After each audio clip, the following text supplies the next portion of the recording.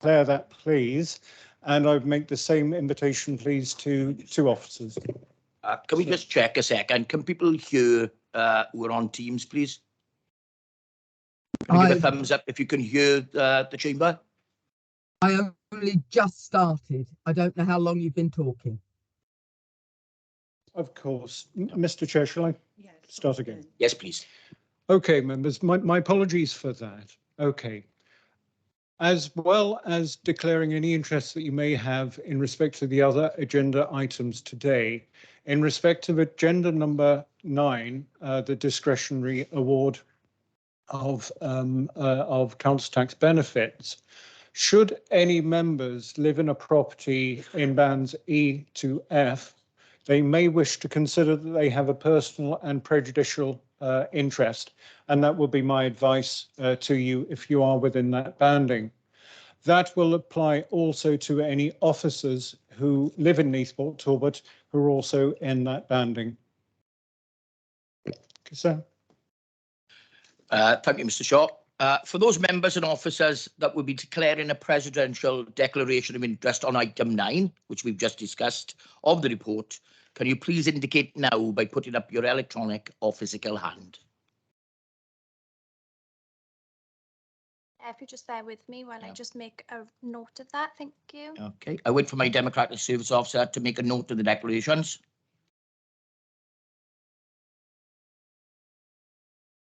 And I'm just checking the virtual hands as well. With me.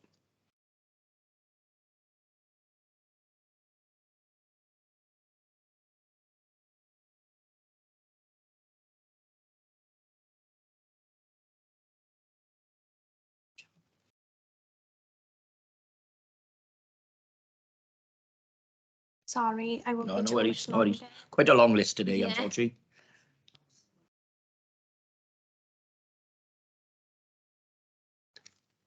Then, Chair, I've got all of them for item 9. Okay, you can now lower your hands, thank you.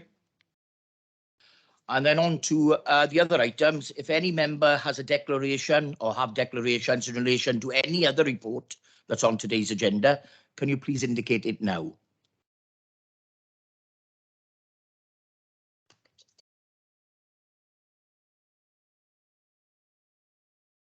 Councillor Henton, if you can start first. Hi, thank you. Yes, I have a personal and prejudicial interest in the Welsh Medium Starter School, item 7. Then I think it was Councillor Llewellyn. Yes, thank you. Item 7, Welsh Medium Starter School. I'm a governor at Ystafell Brodyr, which the school would be within its catchment area if this is approved. So I've been advised that I declare the general interest of a school governor, but can speak and vote. Thank you. Yes, I declare interest in item 7 as well, as I've spoken and voted on the Welsh Medium School and the Dyffryn Clydach Community Council. And just to double check, Chair. Sorry, and just to double check, Chair, we haven't got any other indication virtually for any other declarations, so that's all the declarations for today. Thank you, Charlotte. Let's just check. Charlotte will forward an electronic version of the form for you to complete and email back to her. Okay, thank you. We'll now move to the Cabinet agenda for pre-decision scrutiny. As previously mentioned, we have decided to scrutinise items 7, 8, 9 and 10 and 15 and 16 in private on the Cabinet agenda.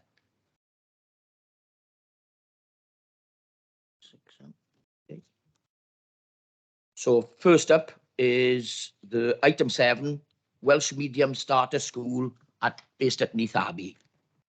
Officer, sorry, would you like to add anything additional to the report? Chair, I think it's Andrew Thomas here. I think Rhiannon Crowes is going to introduce the report briefly and then we'll take questions. Lovely, thank you. Thank you. Sorry, I didn't give chance for the members to leave the chamber then, but we haven't discussed anything, so we will be taking questions. Do members have any questions for the officers, please?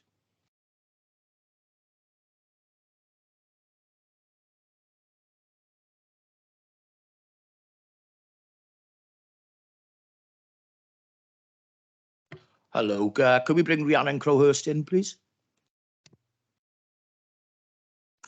Hello, thank you, Chair. Just to give a brief overview of the report, this is the second report that will have come before members. The first one was to ask for permission to consult, which took place between the 25th of January and 8th of March. This report then is a report on the outcome of consultation. And as you can see from the report itself, we had 47 responses. The vast majority, if not all of them actually, welcome the concept of a new Welsh medium school. We had 19 responses which raised issues in relation to traffic and to the age of the current building.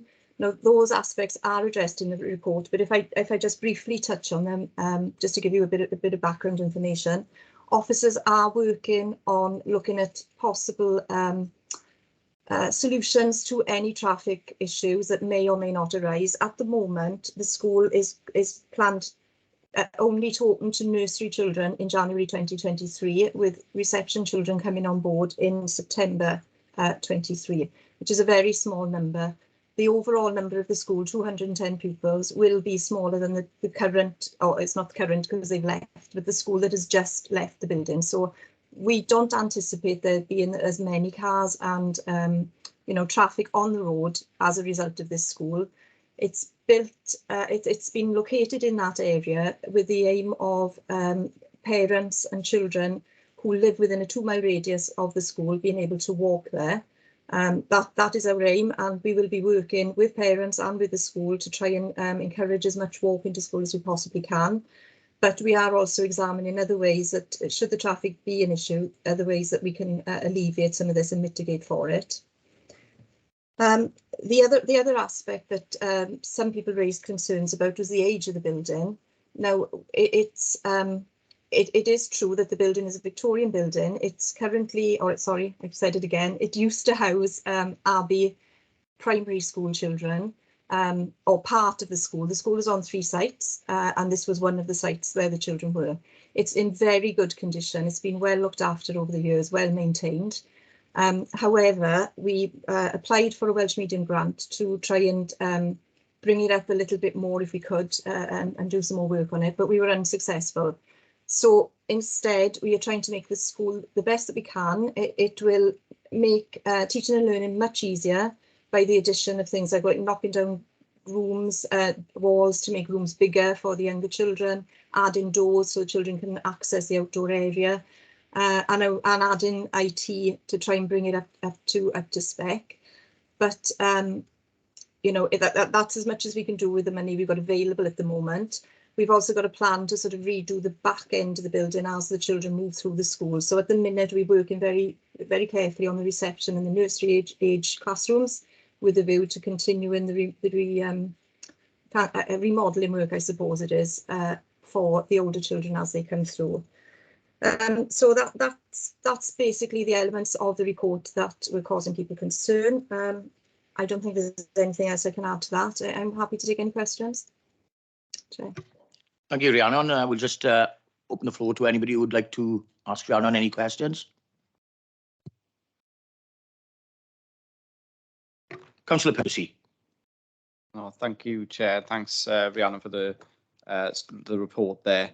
Yeah, I just in terms of the age of the building and so some of the works proposed, and in relation to those comments around people potentially wanting a new build school, I just wanted to sort of draw attention to page 121 of the report, where I suppose it acknowledges that there is the potential in future for a new build school in Coed Darcy to be a Welsh medium primary school, and depending on demand and roll numbers at that time, there is the potential that this school could effectively transfer into that facility down the line, or alternatively, as the report says, it may be that the 2 schools could be maintained. I thought it was important to sort of draw attention to that fact, because I think what's one of the key benefits of this proposal is that actually it allows the council to establish a Welsh medium school very quickly, and I think there's a significant benefit in doing that. Obviously, longer term, then there are options for new builds and transfers, but I think the benefit of establishing the school as early as as next January, I think is something that needs to be really highlighted. So I just wanted to flag that up, Chair. Thank you. Thank you, Councillor Percy. I've got a couple of noted observations already. Councillor Paterson. Thank you very much, Chair. Yeah, I've been following the progression of our Welsh medium education, and I'm fully supportive of this item today. It will help towards our individual target for the whole of Wales to have 1 million more Welsh speakers. I'm very, I know myself, I didn't learn Welsh in school.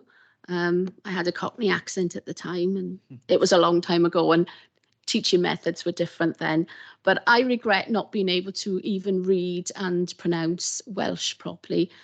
But if I had a child again, I would certainly send them to a Welsh medium primary school to get them to end up being bilingual.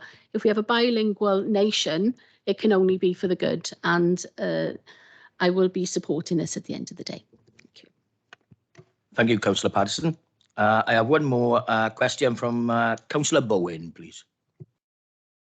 Yeah, thank you, Chair. It's been answered already, Chair, by Rhiannon, due to the parking and so forth. So my question's been answered. Lovely. Thank you, Councillor Bowen. I think we'll move on to, change it over, sorry.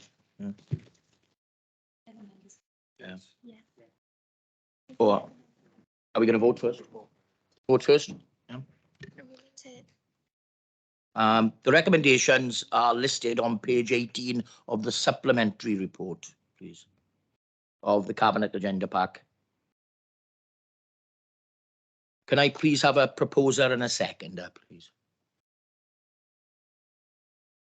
Okay, Councillor Paterson, Councillor Percy.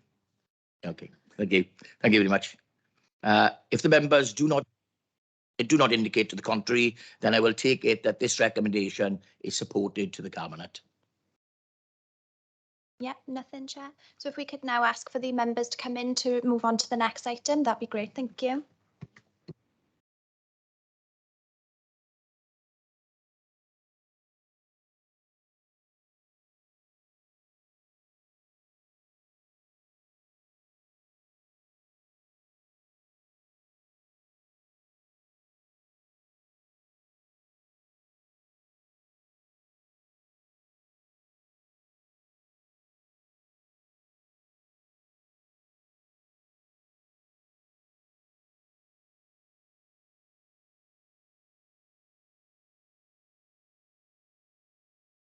Thank you. Sorry, I just had one of my sheets stolen. Okay, on to item 8, Welsh Language Standards Annual Report. Would the officers like to add anything additional to the report? No, Chair, there's nothing to add to the detail as set out in the report in front of you today. Thank you very much. Do members have any questions for the officers? I have one straight off with Councillor Percy. Yep, thank you, Chair. Yeah, I just wanted to make 2 sort of brief points, really. As a member who's a recent Welsh learner, and this is something I had a brief discussion with Karen about as well. It would be nice to see some information about support and facilitation for members to learn Welsh and progress against that in these sorts of reports in future. It's notably absent. And it's just something for officers to look at in terms of how we can be integrated within the frameworks around support, not just for learning generally, but actually using Welsh at work and specific vocabulary and that sort of thing. And on a similar vein, the Welsh speaking directory, employee directory note in the report, it was a bit disappointing actually for me that disappeared, because as I said, recently started learning Welsh, and previously I could identify staff members who were Welsh speakers quite easily, and at the moment I can't. So just to kind of stress that would be really helpful for me as a learner to know who I can speak Welsh to in the council. So if an extra bit of urgency on that one, I suppose, from my point of view. Thanks, Chair. Karen Jones, please. Thank you, Chair, because sure I haven't been in the chamber for a while, isn't it, pressing the wrong buttons here. Absolutely the point on making sure that members can access the Welsh language learning. So we'll perhaps bring a note, circulate a note to members so you can see what's available and what you'd like to take up. And just in terms of the Welsh language officers directory, that has now been restored and updated. What I think I'll ask the Democratic Services officers to do is to check the members have got access to it through the members portal. Thank you, Mrs Jones. Councillor Steve Hunt, please. Thank you, Chair. Just following on from Karen, this is something we did previously. I actually was one of the Welsh learners with the year's course run through the council. Doreen Jones, Councillor Doreen Jones was accompanied me on that learning. At my age, I have to say that it was beyond me to try and pick up Welsh in a year. It was very difficult as an adult, but I certainly agree with Councillor Sean Percy that that provision should be made available in this authority to those members who want to take it up. So thanks for Karen's words as well. Thanks, Chair. Thanks for all those comments there. I myself would like to take that opportunity as well. The recommendation for this is listed on page 232 of the Cabinet Agenda Pack. Can I please have a proposer and a seconder? Councillor Bowen, and seconded, please. I second. Okay. Councillor Reynolds is seconding. Thank you very much. If members do not indicate to the contrary, then I will take it that this recommendation is supported to the Cabinet. Thank you. On to item 9. I need to hand over here as I've given a prejudicial interest, so I'll now leave the room and hand over to Councillor James. If I can ask those members who also have an interest to leave the chamber physically and also the meeting if you can, if you're virtual as well, and we'll call you back in once the item is complete.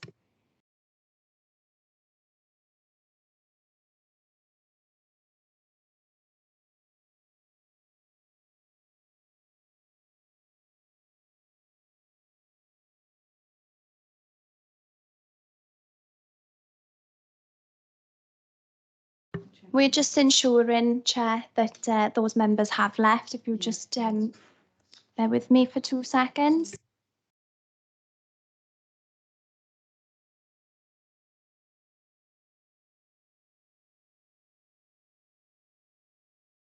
Chair, I can confirm that they've all left the virtual meeting room.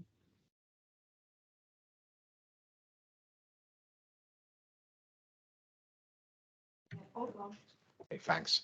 I'll stand as chair for the rest of this meeting, for this agenda item. For Councillor Rogers. First of all, have the officers got anything to add to this item, or do they want to present this item at all? Good afternoon, members. Good afternoon, Chair. I'm happy to give you an overview. As you are aware, Welsh Government have provided funding for a discretionary cost of living scheme, in addition to the main scheme that we're advertising. And we are proposing a discretionary scheme, which is outlined in Appendix 1.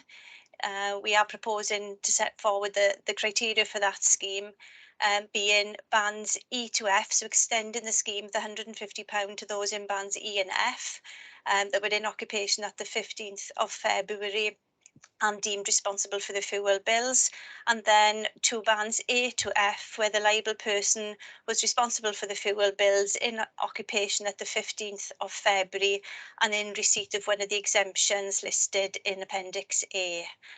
This scheme is in line with very similar criteria with other authorities in Wales. Thank you. Thank you, Anne. I'll now open up to questions from members. I do already have some questions. Councillor Patterson. Thank you, Chair. Is it the intention to at least make the band E to F council taxpayers apply for the funding, because they may not require it or need it? The intention is where we hold council tax details of direct debit or bank accounts, we will make an automatic payment to the customer and notify them by letter, which is what we've done with the main scheme banding A to Ds. We did have some people who decided that they didn't want the payment, and subsequently we'd issued a sundry debtor bill, which they've repaid the £150 on. But there is the expectation that we will provide an automated payment to those in bands E and F. If I could come back, Chair. Yeah, then the supplementary question is, could we at least send a letter in advance asking them if they wish to apply for it before we actually give everybody the £150?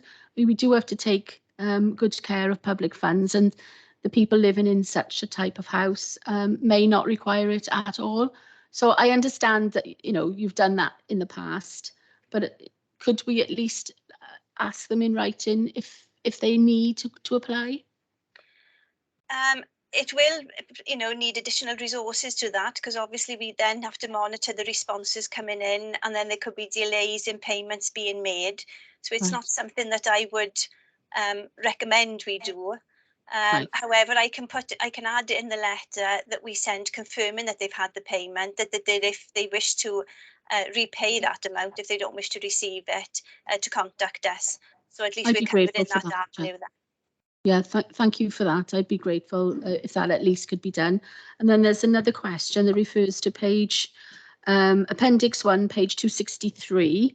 The first bullet points, the third point.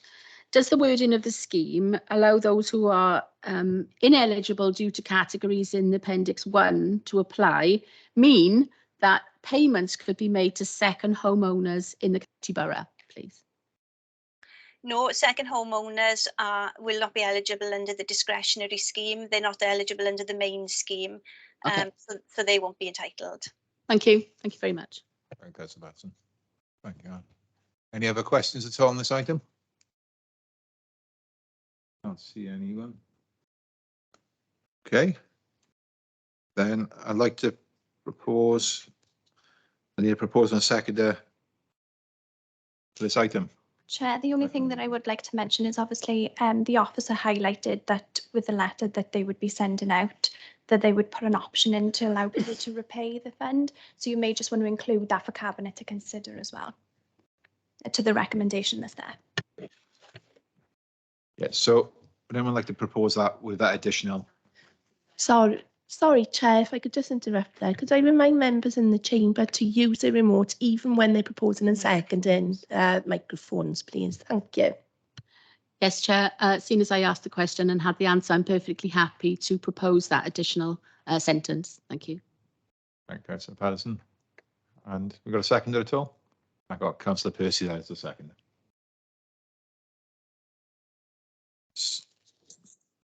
So if anyone's against this recommendation, then please now raise your electronic hand or raise your hand in the chamber. I don't see any, Chair. So that's gone through to Cabinet. That recommendation has gone through to Cabinet. We now invite the other members back into the chamber. If members could just bear with us while we start calling in the members virtually and asking those to come back in from into the chamber.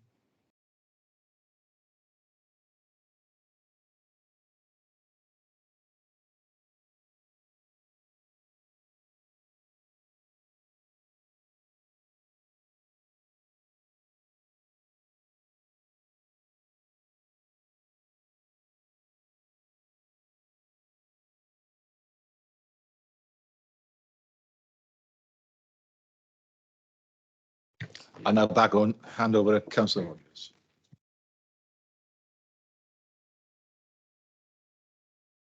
We're just holding on a couple of minutes just to make sure all the people who are online rejoin us as well. Thank you. We'll give it a minute, okay?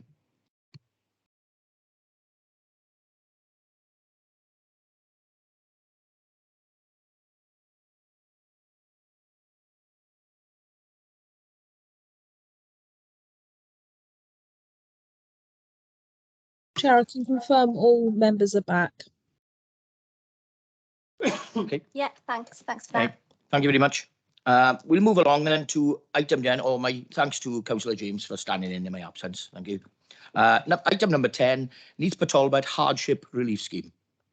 Officers, would you like to add anything additional to the report? Yes, please, Chair. Good afternoon. It's Hugh Jones here, Chief Finance Officer. Hope you can hear me in the chamber because I don't have any headphones. I'm sorry. So the report in front of members today is to do with establishing a hardship relief scheme for Neath Talbot. Members will be aware that £2 million was set aside as part of the budget monitoring process last year, and I was tasked with developing a scheme. There are two options in front of members today. The first option is to make a payment of £100 for everybody in receipt of council tax support, recognising the fact that they represent some of the most financially vulnerable in our society. The second option, which is the one I am recommending to members, is to work with a partner agency, Warm Wales, to deliver a range of targeted interventions as part of a hardship relief scheme. I've set out in the report what I consider to be the various advantages and disadvantages, but I thought it might be helpful for members of the Scrutiny Committee if I actually asked a colleague from Warm Wales to join us this afternoon, just to give a very brief presentation about the proposal, so members can have a better idea of what we're thinking about and ask any relevant questions. So if it's okay with you, Chair, I'll ask Katie Cook from Warm Wales to just run through a quick presentation, Chair. Lovely. Thank you, Mr. Jones. Yes, definitely. That would be great. Thank you very much. Okay, over to you, Katie. I can see you on my screen, so hopefully technology will work. Great. Hi, everybody. Thanks for having me here today. I'm just going to share my screen with you quickly. Great. Can everybody see that? The slides I've got? Perfect. Okay, lovely. Yeah. So as Hugh has explained, I work for Warm Wales. We're a community interest company with our head office in Port Talbot, and we have over 15 years experience delivering work in Wales to help tackle fuel poverty. At the moment, 45% of households in Wales are estimated to be in fuel poverty, and that will rise in October. And obviously energy costs are a critical element of the cost of living crisis. The model that we're proposing for distributing the funds is that people would be referred into our pre-existing Healthy Homes, Healthy People project to access a raft of support, and then the fund would be accessed for anything outstanding that couldn't be addressed via other mechanisms. The project is open to all and has very informal referral mechanisms, and then the hardship fund itself would have its own criteria, which I'll speak to you about in a moment. So to promote the project, we would develop a shared comms strategy between the council and Warm Wales. We would target partner organisations and critical teams that are delivering work within the area. So that would be groups like social services teams, the cost of living partnership that's being pulled together. We would also do social media work aimed at local groups that might involve more vulnerable demographics within the county.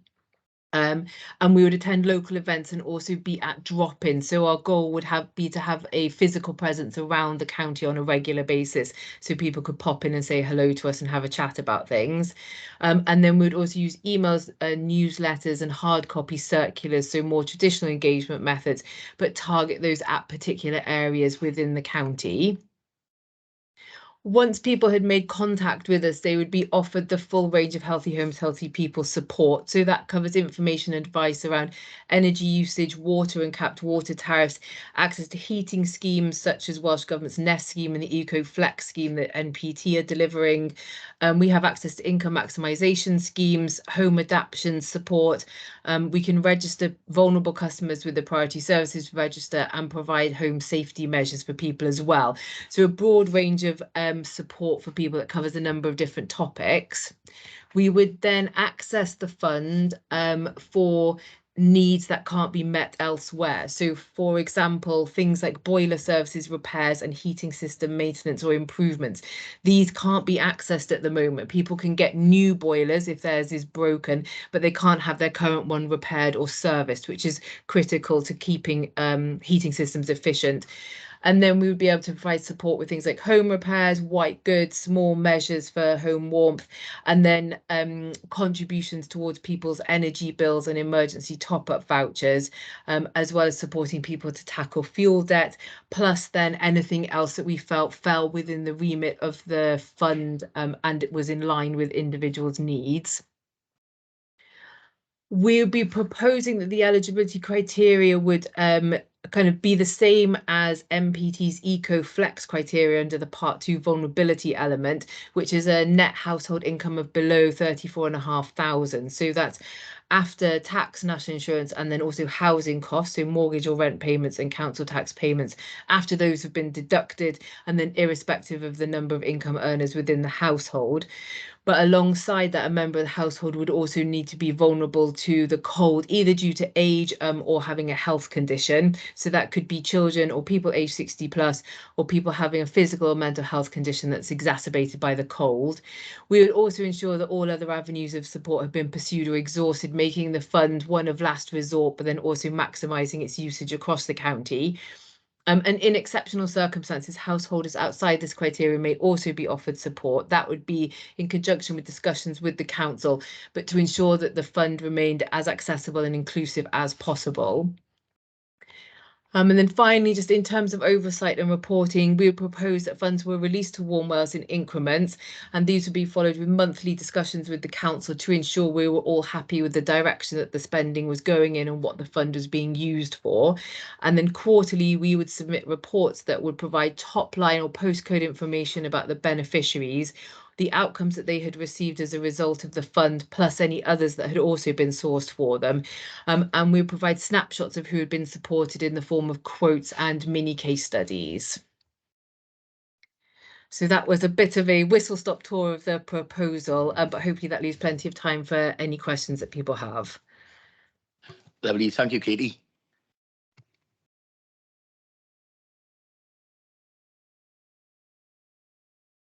I have one question from Councillor Percy, please.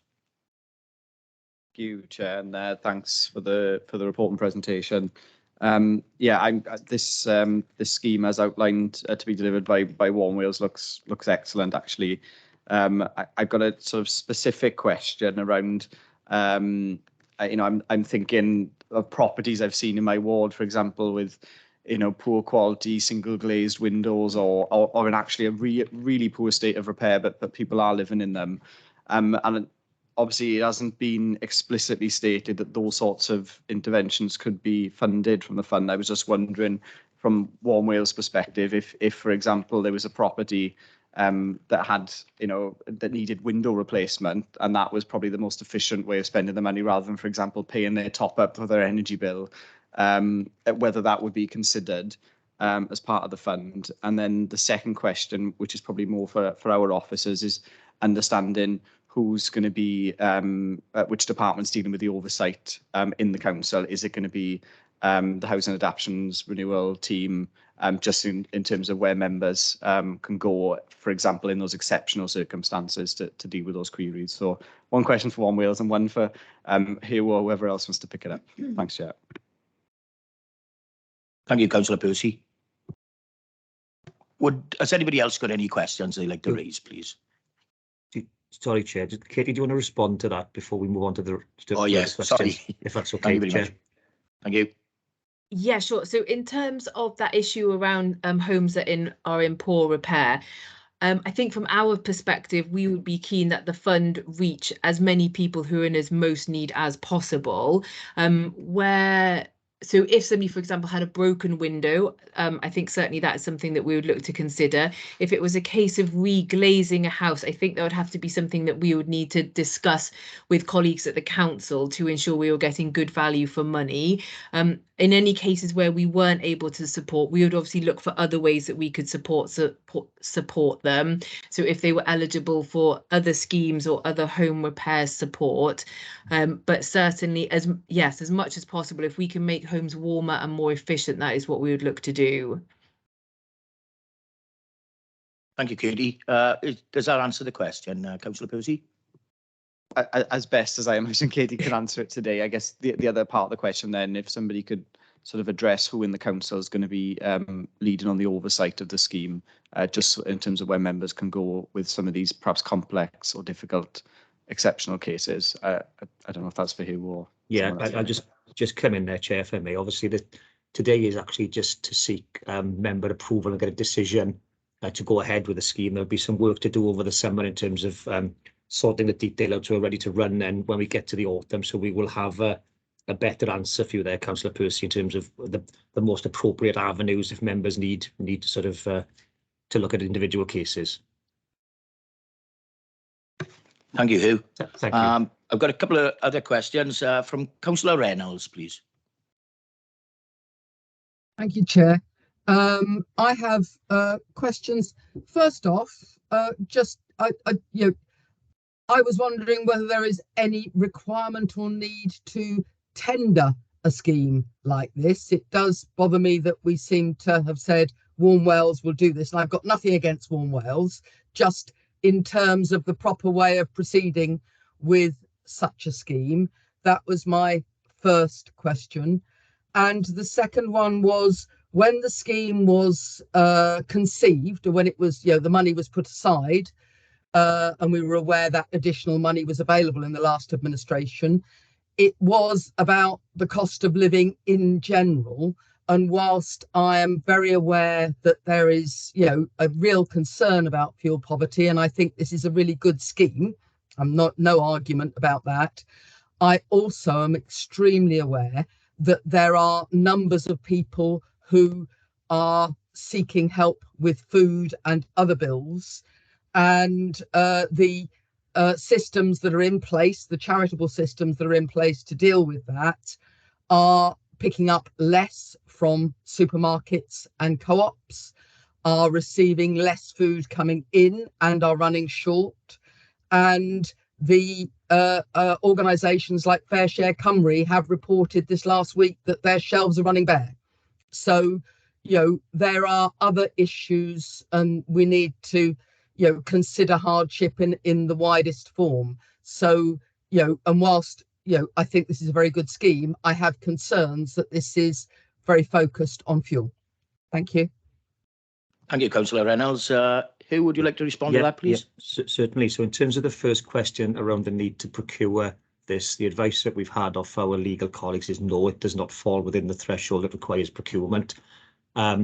And the view that we've taken when developing the scheme is that Warm Wales will work with other partners as well across the county borough. It won't specifically just be Warm Wales. They will work with Citizens Advice Bureau and other agencies that they've already got arrangements with to help deliver the scheme. The second part of the question is a good point in terms of the general cost of living crises that people are experiencing.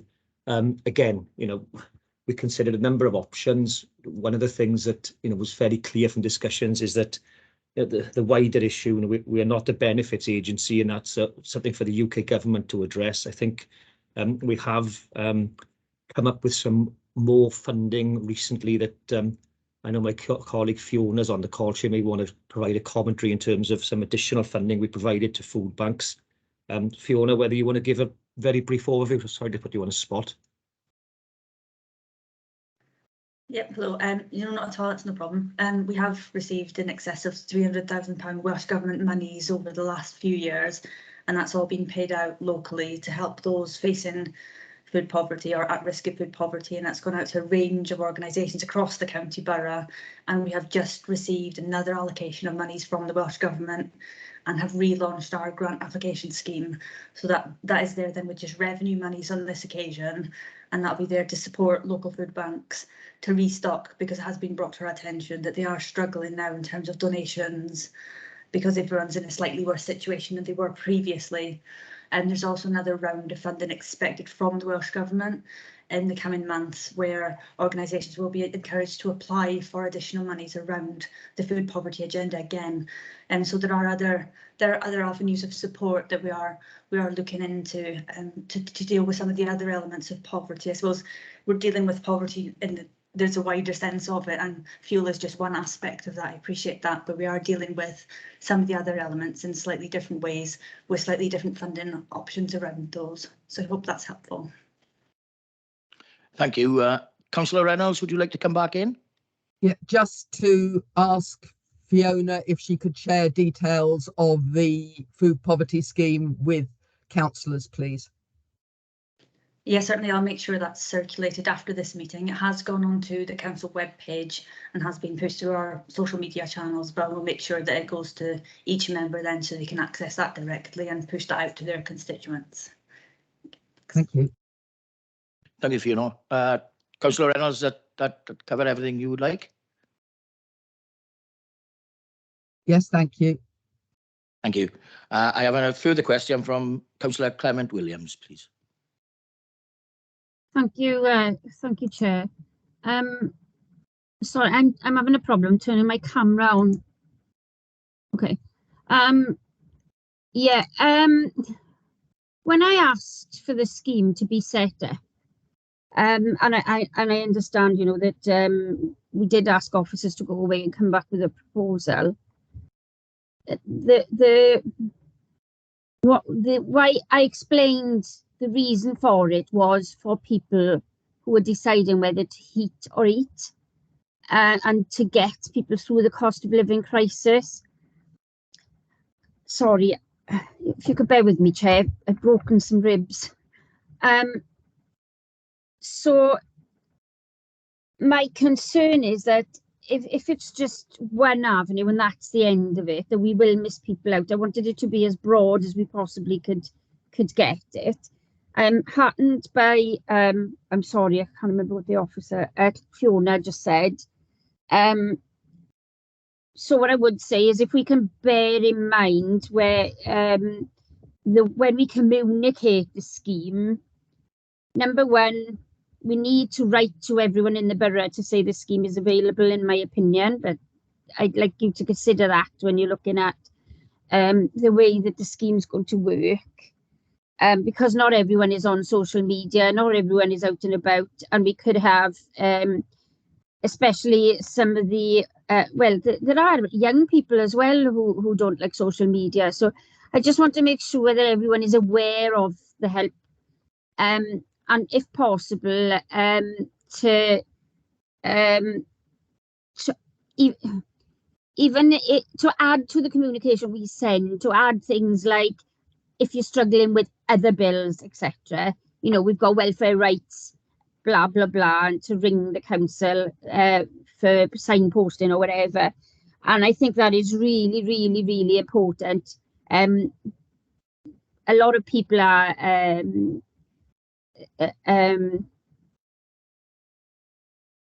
embarrassed to ask for help. And I just think if we could make it as easy as possible for them to contact us, I'd just like us to keep that in mind when we're looking at the nitty-gritty of how it's going to work. Thank you, Chair. Thank you, Councillor Clement Williams. Some very good points there, fair play. Fiona, would you like to come back in? Yes, if I may. Just to build on the councillor's comments there, it's a fair point in terms of accessing these schemes. I think with the food poverty money specifically, it is open to organisations, so it's we've got to be very cautious in the way we communicate that with residents as well. Then, so obviously we don't want anybody to be misinformed and think that they can apply individually. And in terms of accessing it face to face, we've pushed the information out via our local area coordinators, and I do believe a leaflet drop is going out with one of our employability schemes, and the information will be contained within that then. So we are working with colleagues in comms to explore some of those other avenues and try and get the reach as wide as possible for all the schemes as they're coming forward. So yeah, fair point, and something we will bear in mind going forward. So thank you. Thank you for that, thank you, Fiona, and I'm heartened to hear that. Thank you very much. Thanks. Great, thank you. Thank you for that response. Councillor Tim Bowen, please. Yeah, thank you, Chair. Just back to the scheme, we got a lot of residents in private accommodation. If the landlords don't actually apply for any of this funding and they're in substantial accommodation, how would the tenants apply? So at the Beyond this, over to you, Hugh. I think Katie will probably want to respond to the detail of this, Chair, please. so over to you, Katie. Oh, thanks. Sorry. At the moment, the Healthy Homes, Healthy People project supports tenants who rent privately, and I would expect us to do the same with the fund. If something was a landlord's responsibility, then we would in the first instance try to communicate with that landlord. So things like white goods, if they are supposed to come with the property, we wouldn't expect to replace something a landlord should be replacing. And in the case of things like the boiler servicing, for example, I would expect that landlords would be keeping on top of that. But I would anticipate us at times needing to enter into a dialogue with them to ensure that that was the case. If there were situations where people are renting privately and they need further support, they are extremely welcome to get in touch with us, and we'll provide whatever support we can, whilst obviously not taking that responsibility away from landlords. We do have experience at times where landlords are very small. They maybe have 1 or 2 properties and they themselves can't afford to replace things or kind of meet needs appropriately, and that then would be a separate discussion with them to see what avenues we could pursue in order to make that home warmer and more efficient for the tenant. Thank you, Katie. Does that answer your question, Councillor Bowen? Yes, thank you, Chair. Thank you very much. Councillor Steve Hunt. Last but not least, as they say, can I just say, Chair, that my recollection of the scheme was for Hugh to go away and bring back proposals in the best practical way to reach those most in need. I believe the report in front of us today has done just that. And, you know, I think it's important that we all recognise the work that officers put in for this in difficult times, and we're not going to, you know, we're not going to be able to solve everything in one scheme, but this goes a long way of supporting what its intentions were from the last administration. So I think Hugh and his colleagues have done a very good job in that, and other aspects of it can be picked up as we go forward, I believe. So thank you, Chair. Thank you, Councillor Hunt. Are there any other questions, please? Councillor Reynolds. Sorry to put my hand up again. I'm just going back over the notes I hastily scribbled whilst Katie was giving her brief presentation earlier. One of the things that leapt out from that was the eligibility criteria. I mean, you know, there will be people suffering in this crisis who are not normally regarded as vulnerable in any way. Are we saying that we within this scheme there will still be the possibility? One of the things that we were very concerned about, and I bear in mind Councillor Hunt's view about the you know, this scheme can't cover everything, and we know that £2 million isn't enough. It's a drop in the ocean, but it's, you know, it's something and it's a start. But is there any way that we can be sure? The idea was that we would try and not rule out any need that could be justified. Thank you, Councillor Reynolds. Fiona, would you like to come back on that? Sorry, I got the wrong one. Katie, please. Katie, probably cover the exceptional circumstances element of the proposed criteria, if you may, Katie. Yeah, sure. So as Councillor Reynolds says, I think we're all really keen that this fund be as open, accessible and inclusive as it possibly can be. I think there's usefulness in having some broad eligibility criteria because they help create some robustness to how the funds are being used and a good starting point for things.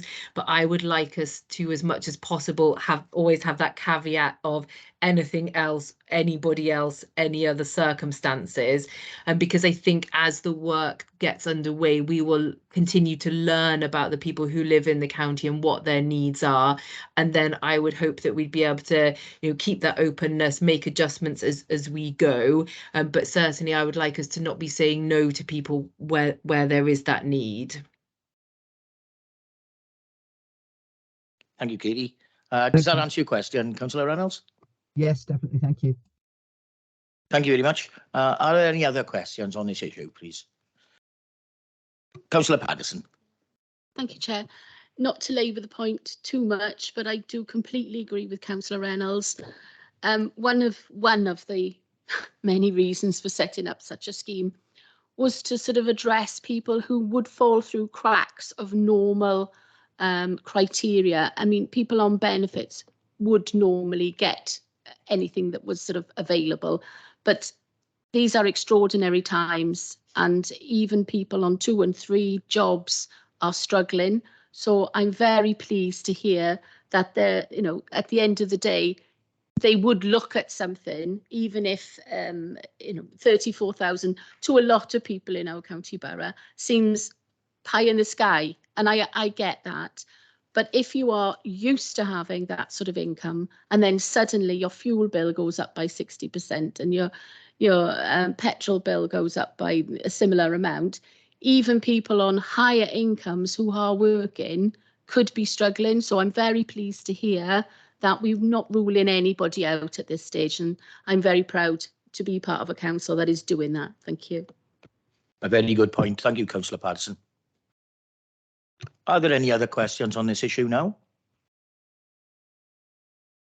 Okay, then we move along then. The recommendation is listed on page 273 of the Cabinet Agenda Pack. Can I just to point out that the recommendation is to for option 2, which is the warm wheels option. Okay, not the option 1, which was the £100 to everyone. Can I have a proposer and a seconder, please? I propose, Chair. Thank Second. you. And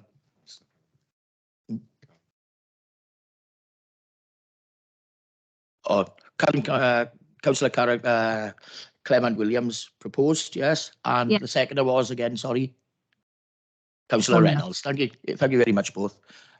If there are members do not indicate to the contrary, then I will take that the recommendation is supported to the Cabinet. I don't see any, Chair, so that's been supported to Cabinet. Lovely, thank you. Right, next along, let's move along. That's all the decisions we have chosen to scrutinise in public. Returning to our scrutiny agenda, I have no urgent items. So we're on to agenda item 5, access to meetings. To resolve to exclude the public for the following items pursuant to section 100A, 4 and 5 of the Local Government Act 1972 and to the relevant exempt paragraphs of part 4 of schedule 12A to the above act. Could I please have a proposer? Councillor Percy, and could I have a seconder, please? Councillor Clement Williams, Chair. Who's that, please? Councillor Clement Williams, seconder. Yeah. Thank you very much, both. Can I please ask that any public or press in attendance now exit the meeting, and can the recording be stopped? Chair, we're just checking to make sure that those that have left needed to, and I can confirm we can continue in private session.